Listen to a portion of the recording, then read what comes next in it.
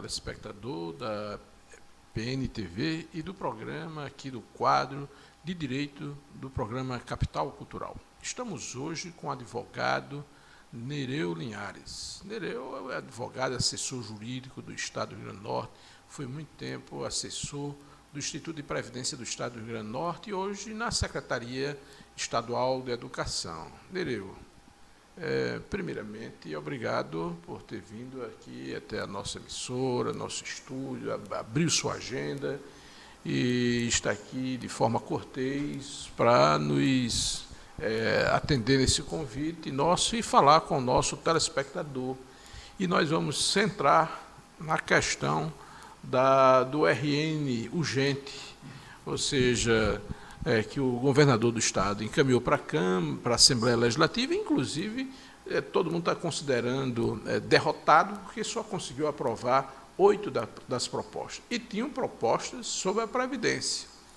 E, Nereu, você como especialista da área da Previdência do Estado, os servidores estaduais, né, tem 2 questões que é fundamental. O saque do FUFIR, do Fundo Financeiro da Previdência, e o outro, o aumento da alíquota dos servidores públicos estaduais, que passariam de 11% para 14%, quando esses próprios servidores estão com os salários, com as remunerações atrasadas, e não só atrasadas, mas recebendo periodicamente sem pontualidade.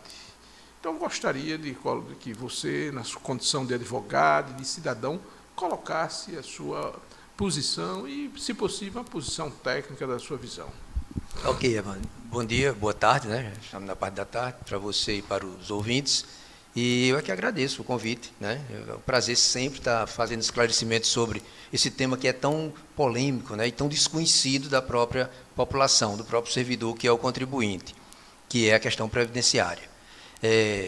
Você colocou aí as questões do RN, o governador mandou para a Assembleia, né, fez uma convocação extraordinária para, segundo ele, votar um pacote de medidas que iriam alavancar recursos para o poder público.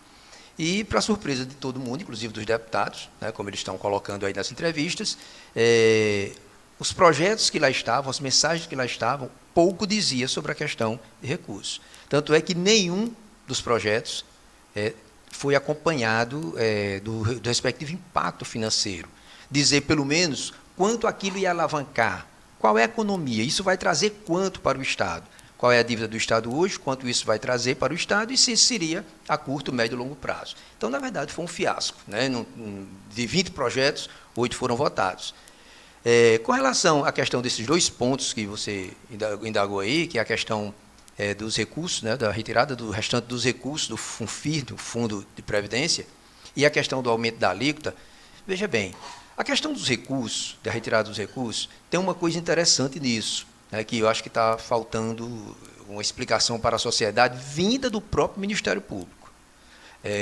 Em 2014, dezembro de 2014, foi aprovada a Lei Complementar 526, que foi a lei que fez a unificação dos fundos previdenciários, que era um fundo superavitário, que era do novo, né? Do novo, que era o fundo que recebia os recursos do servidor que estava entrando na administração pública. O servidor passou a pagar. Pois é, o servidor o servidor que entrava no serviço público, né, a partir de 2004, ele estava com a aposentadoria dele garantida, porque esse fundo ele só ia capitalizar. Então, o servidor que já estava no serviço público até 2004, o fundo que aglomerava os recursos por eles, descontado deles, esse era deficitário, porque se usou esse recurso ao longo dos anos com destino diferente do que lhe era dado. E o governo, naquele momento, unificou os 2 fundos, certo? Com a finalidade exclusiva de poder utilizar aquela verba superavitária naquele fundo que estava deficitário. E isso, na época, a gente avisou que não surtia nenhum efeito prático, nenhum efeito favorável ao Estado, e que aquilo poderia se acabar em 8, 10 meses, e acabou.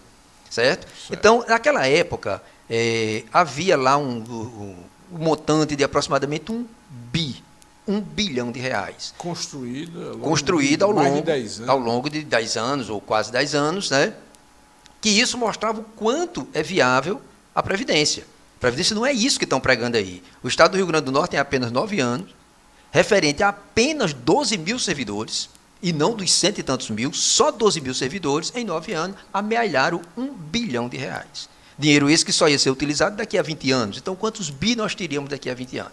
Bom, fora os investimentos no fora os mercado investimentos, financeiro. exatamente. Então, veja bem, esse recurso aí, na época que foi utilizado 700 milhões desse recurso, os sindicatos e o próprio Conselho de Previdência fez uma representação por escrito ao Ministério Público. E esse mesmo Ministério Público, que hoje está entrando com uma ação para bloquear 300 milhões, ele respondeu dizendo que não tinha nada, não via nenhum problema. Não via ali nenhum problema e não entrou com nenhuma ação. Naquele momento, havia muita gente que tinha interesse em usar aqueles recursos. Então, o Ministério Público não tomou nenhuma providência. Agora houve uma decisão também, inclusive, do conselheiro do Tribunal de Contas, Paulo Roberto Xavier Pois Alves. agora, que só restava 300 milhões, né, e esses 300 milhões foi em decorrência de valores que estavam aplicados a longo prazo, de repente, o mesmo Ministério Público, que não viu nenhum problema na retirada de 700 milhões, agora o vê em 300 milhões. Certo? De qualquer maneira, já houve aí o liminar, foi concedido um liminar proibindo, o Tribunal de Contas também solicitou isso. O Ministério Público de Contas fez uma recomendação. Fez uma recomendação, né? E, aliás, uma determinação, porque foi pelo Pleno, né? Foi pelo Pleno, de não utilizar e devolver o que já teria sido utilizado. Então, é bom que se deixe bem claro que a Previdência ela precisa sim de uma reforma, ela precisa sim de uma verificação desses recursos, mas não da forma como se está fazendo. Ela precisa a partir do modelo de Previdência, porque o que está causando problema hoje é o modelo de Previdência, que a gente tem um modelo de repartição, chama-se repartição simples, ou seja, pega o dinheiro de quem está contribuindo para pagar quem está aposentado, e, na verdade, o grande lance de Previdência sempre foi a capitalização. O próprio servidor guarda o dinheiro dele, o Estado guarda o dinheiro do servidor para que ele receba no futuro. Com relação à questão do aumento da alíquota, esse é outro engodo também, porque o governo está propondo um aumento de 11% para 14%. Isso para o servidor é terrível. Para o governo não representa nada. Lembre-se que até 2003... E tem mais um problema, o governo não pode fazer simplesmente uma conta contábil. Sim, claro que não. Ele retira do servidor e não deposita. Pois é muito mais grave. Claro que a questão até 2004, a alíquota do Estado era 8%. Era 8% do servidor, 7% do empregador. E aumentou de 8% para 11%. Certo? O governo agora quer aumentar mais 3%. Né? E, na hora que ele aumenta, ele não diz quanto vai alavancar disso de dinheiro e quanto isso abateria no déficit, porque o déficit hoje é de 130 milhões. E ainda mais do servidor que já contribuiu para o FUNFIS. Servidor que já contribuiu, exatamente. Está contribuindo, é quase uma bitributação. Exatamente, porque a contribuição já foi feita, certo? Então, o governo uma explicação que ele não deu ele aumenta de 11 para 14, mas aumenta a alíquota dele também, de 22 para 28, certo? Então, quer dizer, não tem aquele retorno financeiro que ele esperava ter. Isso sem contar que o servidor que aumenta agora de 11 para 14, digamos que, segundo o controlador-geral disse que isso traria uns 40 milhões, certo? Seria no primeiro mês, porque a partir do segundo mês já se aposenta mais servidor e reduz a receita e aumenta a despesa de previdência.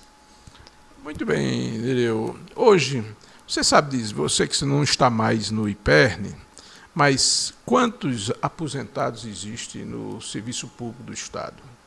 Olha, hoje isso deve gerar em torno de 35, 40 mil aposentados. Deve gerar em torno disso aí. É um número significativo. É um número significativo, muito significativo.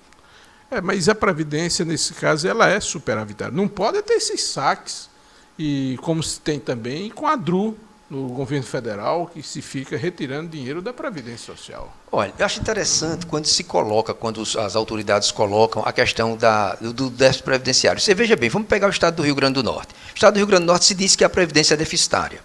Então, se ela é deficitária, ela precisa de quê? De dinheiro novo, ela precisa de recurso novo. Como é que entra recurso novo na Previdência? Se o governo contratar servidor efetivo, fazer o concurso e contratar, porque esse é o servidor que contribui para a Previdência. No Estado do Rio Grande do Norte, há muito tempo que não se faz concurso, mas a prática da contratação, ela continua no contrato temporário. E se pegar qualquer contrato temporário desse, o governo está contratando por 3 vezes o valor que ele pagaria a um servidor efetivo dele. E esse servidor que ele está contratando temporário não recolhe para a Previdência do Estado, recolhe para a Previdência do regime geral. Então, como é que o governo fala em déficit da Previdência e não contrata efetivo, só contrata temporário? Parece meio incoerente isso aí, né? Nereu, muito obrigado, né, pela sua presença. O nosso tempo se esgotou. É um tema palpitante. Muito. É um tema em que é atual, está na ordem do dia. O servidor precisa dessa explicação, como a sociedade norte-grandense precisa de informações a respeito da Previdência do Estado. Muito obrigado pela sua presença e passaria a palavra para você também fazer o seu encerramento. Olha, agradeço aí aos ouvintes, né? Agradeço a você, Evandro, o convite que você fez e digo que Previdência precisa sempre de estar sendo divulgada e explicada para o pessoal. E estou sempre à disposição, sempre que precisar, amigo, pode convidar que eu estarei aqui. Muito obrigado e ao telespectador, até mais um novo programa.